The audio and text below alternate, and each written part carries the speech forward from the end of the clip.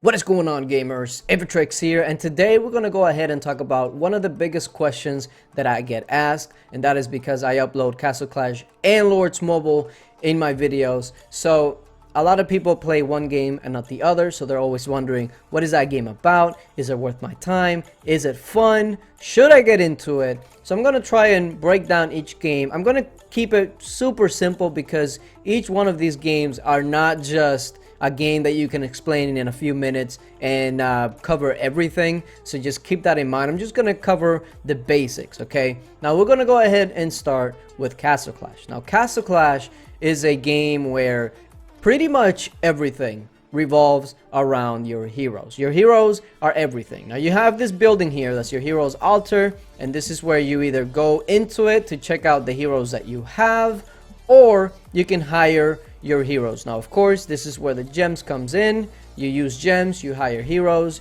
you get new heroes, and you can take it up, etc. Now when you go into the hero's altar, you take a look at your hero. You have your hero skill, which every hero will always have the same skill, but when it comes to your hero versus another player's hero, it's very hard to find one that's going to be exactly the same. Why is that? Well, because the game now when it first came out, it didn't really offer much of this, so you saw a lot of the same type of heroes.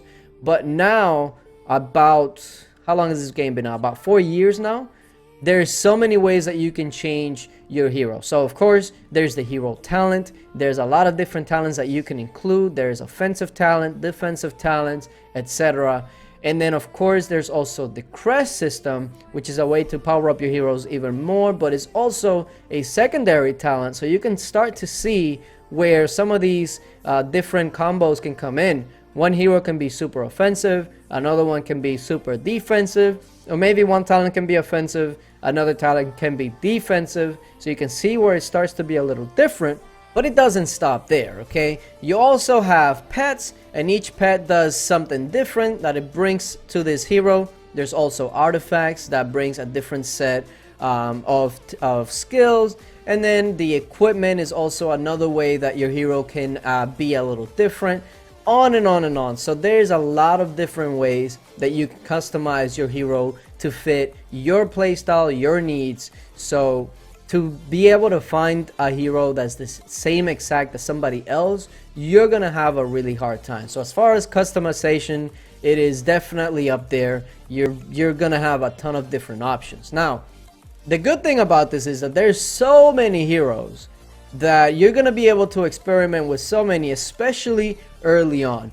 From my experience, Castle Clash early on and about midway through the game, and when I say through the game, I mean like clearing most of the things that's available, you're gonna have a lot of fun, because even if a hero isn't considered really OP or very strong, you can find it very useful early on, because you're gonna be clearing things that you're probably gonna have an easier time on. The Here Be Monsters wave, which is where the base building comes in. You build a base and then you go here and you have different waves that you can challenge, and essentially these are waves of heroes and troops that are going to be invading your base, and your objective is simply to just survive. So of course, as you clear those out, you're going to be getting higher rewards, but the waves are going to be getting much more difficult. So each wave early on might represent a different challenge that you might have to improve your heroes and whatnot. So that's one of the most fun aspect of this game, is trying to complete the dungeons, the waves, etc., because these are really fun to experiment with. Like, I believe this dungeon here was really fun when I started it. So all of these are towers that'll shoot your heroes. There's troops that'll also go up against your heroes, and then of course the big baddies in the middle. And actually, I'm gonna go ahead and send out my heroes to see how they do nowadays against this dungeon. But Castle Clash early on is really enjoyable. It kind of slows down near the end once you have most of your heroes, because essentially then it becomes a game of, can I get the brand new hero? And I think that's one of the biggest knocks against it, is Castle Clash has a brand new hero pretty much every single month. So if you don't have this new hero every single month, if you're at the end of the game where you've pretty much cleared everything and you're just pretty much trying to advance in the game, or whatever it is that you're missing out on, without whatever new hero is out, you're gonna fall behind. And because this is a monthly thing, it's easy to fall behind. Now if you don't care about getting every single hero and you just want to enjoy yourself, you can simply do that as well. But for the super competitive people out there, just be careful of that, because if you fall into it, I have to have every single hero, that's where it can become really bad and really frustrating, because the rolling system has been the same pretty much since the game came out. And as they keep adding more and more heroes, it'll get harder to get the hero that you want specifically, so just keep a lookout on that. But of course there is the Bazaar, which is something that they added, I wouldn't say recently, it's been out for quite a while now, but it has changed how you go about it. Now they actually have included specific heroes on offers, so it's a better way for you to actually get the heroes that you want without having to gamble on it. But also what it has done is that when a new hero comes out, it's super valuable, but 2 months later, that same hero that was super valuable just a couple weeks back is now not even worth half of what it was worth before. So it's really hard for a hero to keep its value in just even a couple months. So it's really hard to try to keep up every single month to try to get every single hero, because in a couple months that same value is not going to be there. But if you're just starting out the game, pretty much any heroes that you get are gonna be enjoyable, and if you're just out to just have a good time, go through progressing the game, you're gonna find a lot of that in this game. You're gonna find a lot of enjoyment. There's a ton of different game modes that are available to you.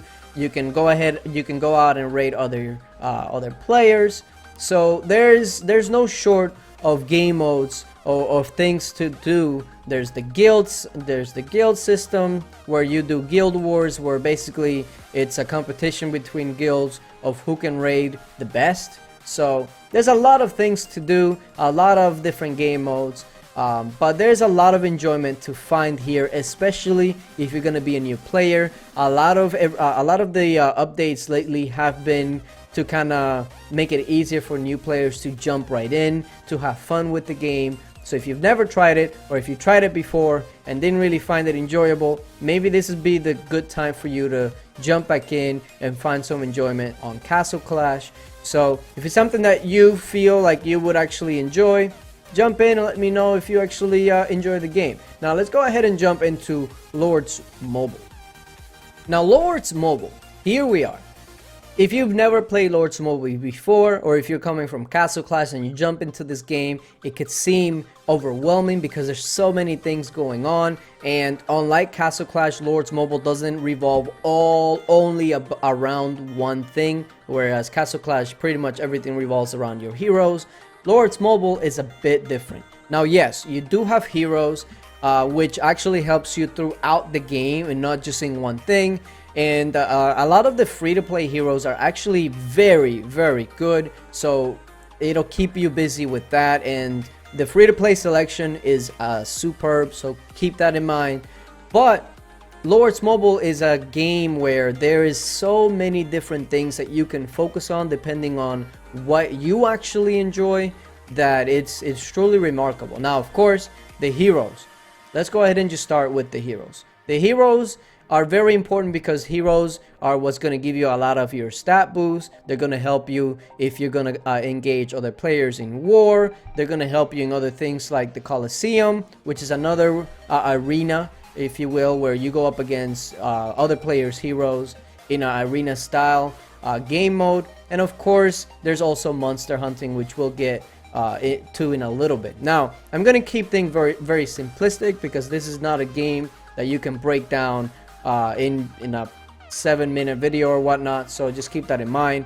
Lords Mobile and their troops is what sets it apart, because you have heroes just like Castle Clash and you have troops just like Castle Clash, but troops in this game are a million times more important than in Castle Clash, okay? Because these are the troops that you are going to be engaging with against other players.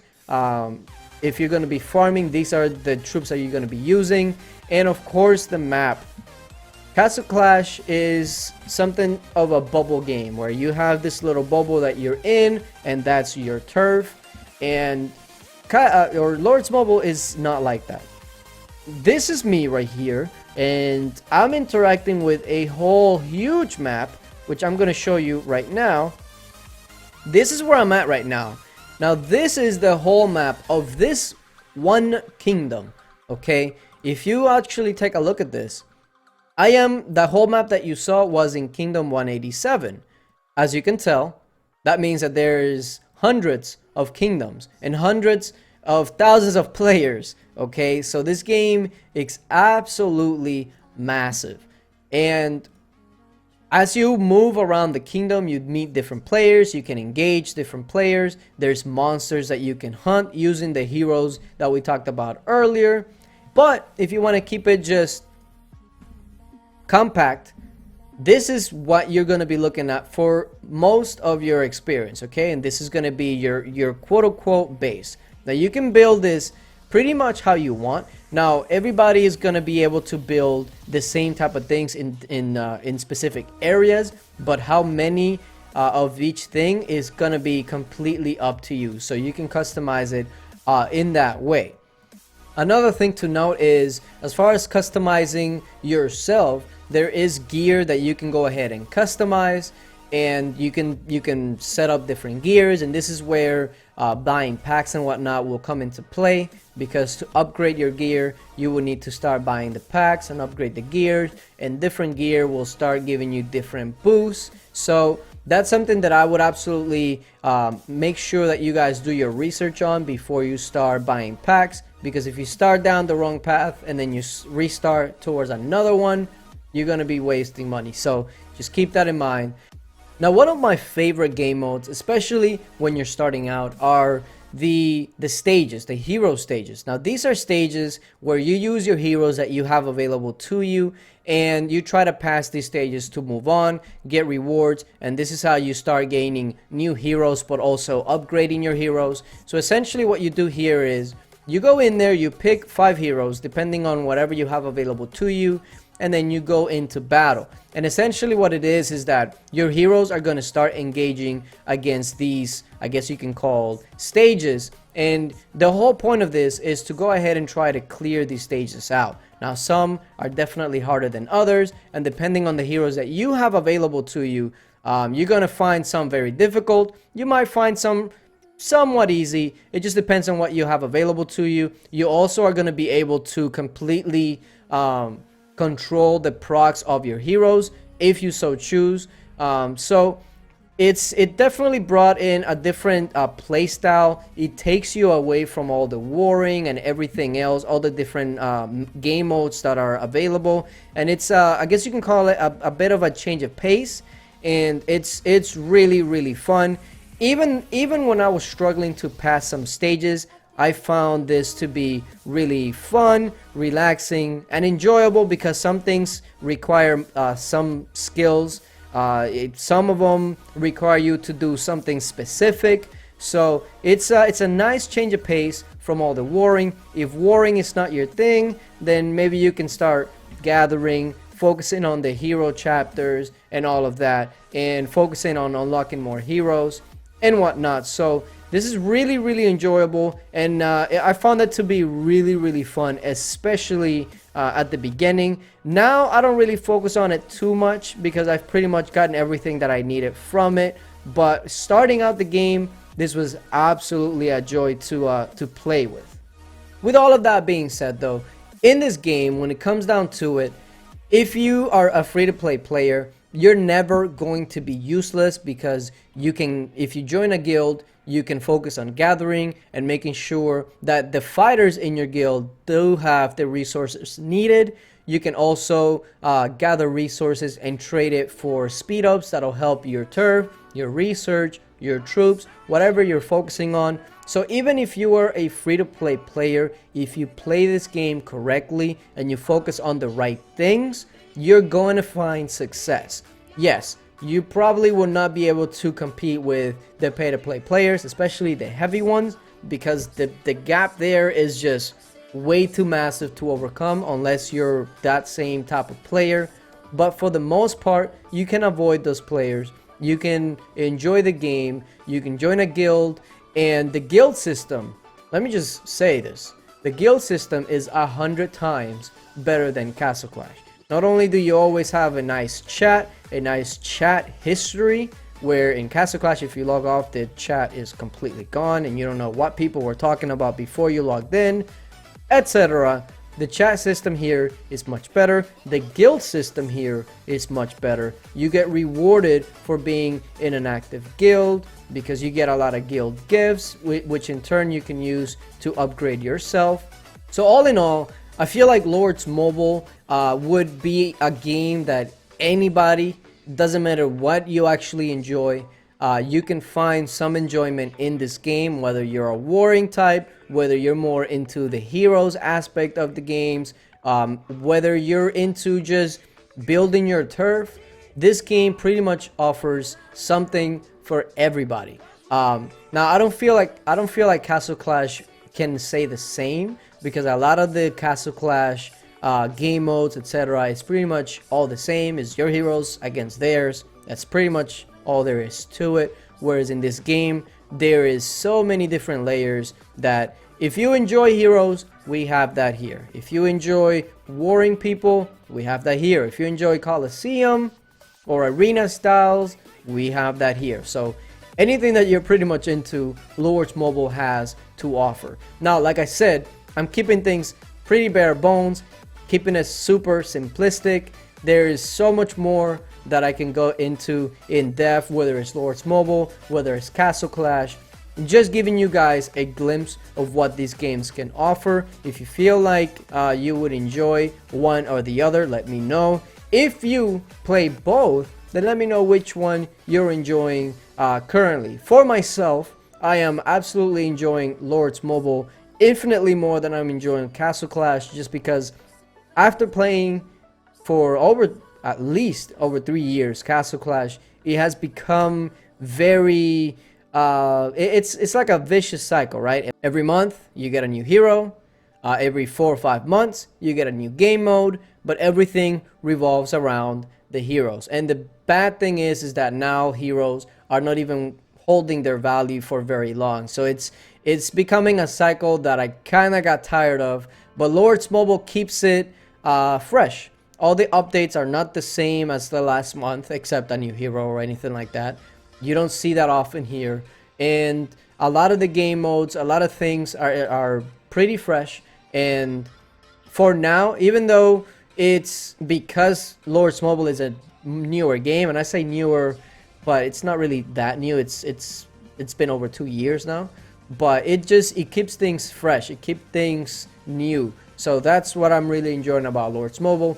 But I've also have heard the opposite. I've seen people that have played Lords Mobile for the 2 years and have played Castle Clash before, and they have gone back to Castle Clash, and they're saying that they're absolutely enjoying Castle Clash because there's a lot of different things that they didn't know were out, like the pets, etc., that they had no idea on. So if you haven't played Castle Clash for a while, a lot of things are different, the pets, etc. So give it a try again and see if you will find enjoyment on it.